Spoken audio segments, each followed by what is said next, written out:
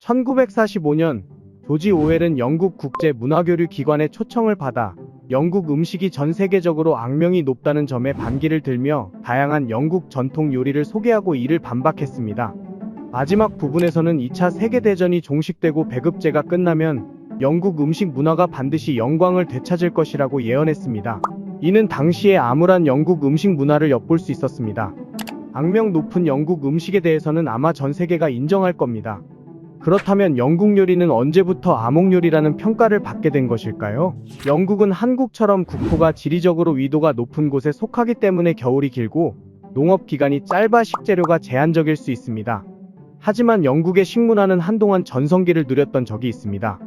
특히 빅토리아 시대에는 영국이 전 세계적으로 식민지를 확장하면서 뉴펀들랜드의 대구, 서인도의 사탕수수, 동아프리카의 옥수수, 이탈리아의 레몬, 중국의 차, 인도의 향신료 등 많은 식재료가 유입되었습니다.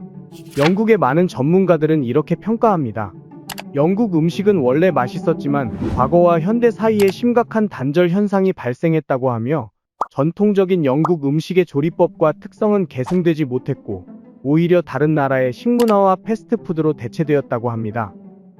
18세기 60년대에 시작된 영국의 산업혁명은 사회 전반에 엄청난 변화를 가져왔습니다.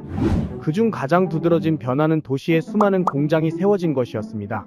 이러한 공장을 가동하기 위해 막대한 노동력이 필요했기 때문에 농촌에 있던 노동자들이 도시로 대거 이주하게 되었습니다. 이에 따라 영국의 시골과 도시 인구 비율은 1801년에는 1대4였던 것이 1911년에는 4대1로 역전되었습니다. 많은 농민들이 시골에서 맨체스터, 브래드퍼드 등 공업도시로 이주하며 농민에서 노동자로 자리 잡았습니다.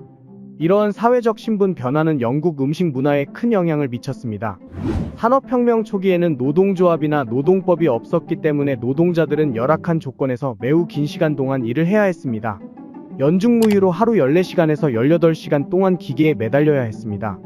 이로 인해 영국인들에게 퇴근 후 주방에서 요리해 먹는 것은 사치와 다름없었습니다. 따라서 맛보다는 시간을 단축할 수 있고 조리가 필요 없는 간단한 음식들이 점차 영국인의 밥상을 대체하기 시작했습니다.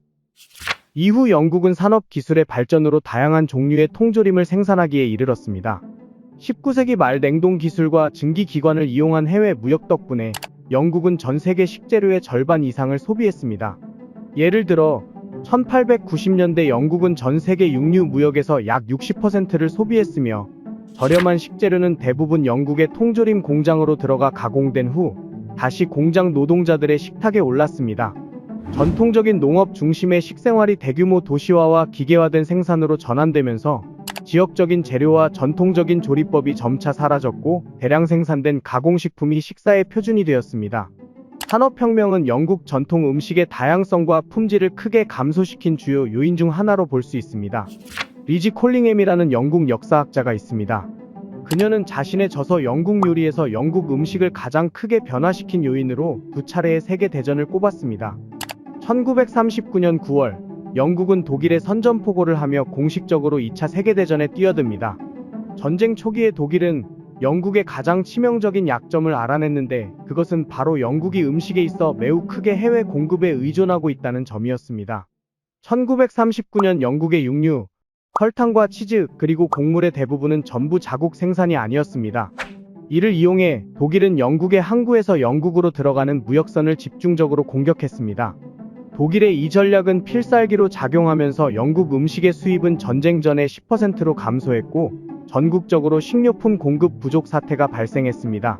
이에 1940년 1월 8일 윈스턴 처칠은 전국적으로 식료품 배급제를 실시하여 상황을 수습하려 했습니다. 그러나 이 배급제는 다시 한번 빈약한 영국 식문화에 엄청난 타격을 입혔습니다. 배급제는 처음에 버터, 햄, 설탕에 한정되었으며 한 성인당 매주 4온스의 버터, 4온스의 소시지, 12온스의 설탕을 배급받을 수 있었습니다. 그러나 독일의 해상 봉쇄가 강화됨에 따라 수입 물자는 점점 더 어려워졌고 자국의 소비량은 생산량을 따라잡기 힘들어지면서 육류, 우유, 과일, 설탕 등도 점차 제한 목록에 오르게 되었습니다. 이제 영국인들은 무엇을 먹을 것인가가 아닌 무엇을 먹을 수 있는가로 바뀌게 되었습니다. 산업혁명으로 인한 농민들의 대규모 도시 이주 그리고 2차 세계대전은 사실상 영국의 농업을 거의 황폐화시켰습니다. 이에 따라 영국 정부는 수입을 늘리고 지출을 줄이기 위해 양쪽에서 노력을 기울였습니다. 배급제를 시행하면서 육류, 계란, 설탕, 과일의 소비량은 크게 줄어들었고, 한편으로는 농업 생산량을 늘리기 위해 자급자족 농업 부흥 정책이 도입되었습니다. 그러나 전쟁 당시 영국 대부분의 땅에서는 생산량이 높은 작물인 감자와 당근이 주로 재배되었습니다. 이 정책은 모든 사회 계층에서 실행되었기 때문에 버킹엄 궁전의 정원에서도 감자를 심어야 했습니다. 1944년 영국의 식량 수입량은 전쟁 전의 절반으로 줄어들었고, 영국인들이 먹을 수 있는 식재료는 주로 생산량이 높은 것으로 대체되었기에 식문화는 더 단순해졌다고 볼 수 있습니다. 2차 세계대전이 끝나고 배급제가 종료되면서 영국인들은 식재료를 자유롭게 구할 수 있게 되었지만, 그동안 영국 음식 문화에 끼친 타격은 너무나 커서 회복하기 어려웠습니다. 그 당시 영국 음식 문화의 부활을 예고한 조지 오웰의 예언은 현실이 되지 않았고, 현재도 영국에서 가장 맛있는 요리를 찾으라면 전통 영국 음식보다는 다른 나라의 요리를 떠올리는 사람들이 많습니다. 이는 영국 음식 문화의 영광을 되찾기에는 이미 그 상처가 너무 깊었다는 점에서 오웰의 예언은 사실상 적중했다고 볼 수 없는 것 같습니다. 결론적으로 영국 음식이 악명 높고 맛이 없다고 평가받는 이유는 산업혁명과 2차 세계대전 등 다양한 역사적 요인이 작용했기 때문입니다.